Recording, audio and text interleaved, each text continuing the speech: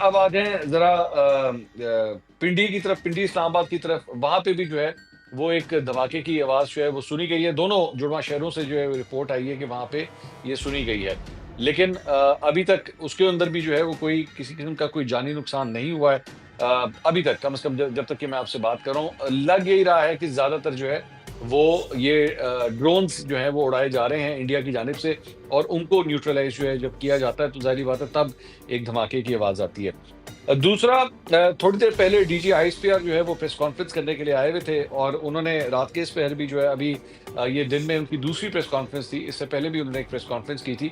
तो उस press conference के अंदर जो है वो उन्होंने फरमाया कि आदमपुर इंडिया से जो है, इंडिया ने वहाँ से जो है वो ड्रोन्स बैलिस्टिक मिसाइल्स जो हैं वो फायर किए हैं। और वो जो है वो अमृतसर के अंदर, एक जो है वो आदमपुर के अंदर ही गिरा है, जबकि 5 जो हैं वो अमृतसर के अंदर गिरे हैं।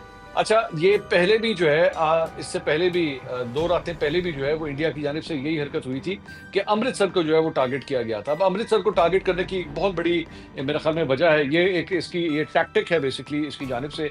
और वो टैक्टिक ये है कि अमृतसर जो है वो सिखों के लिए एक बड़ी अहमियत रखता है। बल्कि आप जिस तरह क्रिश्चियंस के लिए वेटिकन होता है, तो गोल्डन टेम्पल सिखों का जो है वो अमृतसर के अंदर ही मौजूद है और वो उसकी एक बड़ी उनकी मतलब दिली लगाव है, उनका मज़हबी लगाव है।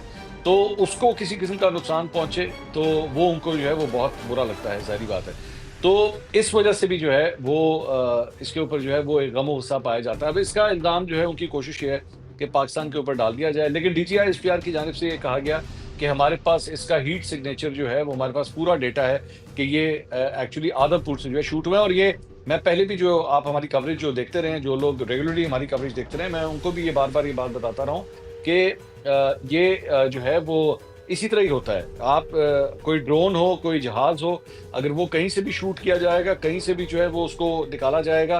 अगर एयरक्राफ्ट है, अगर वो टेक ऑफ करेगा, तो 1 मिनट में पता लग जाएगा। उसका रेडार के ऊपर जो है वो पूरा सिग्नेचर आ जाता है और सिर्फ़ आपके रेडार्स के ऊपर नहीं, बल्कि दीगर भी जो रेडार्स हैं, उनके ऊपर भी आ जाता है। अगर सैटेलाइट्स वगैरह कोई ऊपर से ऑब्ज़र्व कर रही है, अमेरिकन सैटेलाइट्स हों, रशियन, चाइनीज़ या दीगर सैटेलाइट्स हों, तो वो भी जो है उसको मॉनिटर कर सकती हैं। वो कोई इतना मुश्किल काम नहीं होता।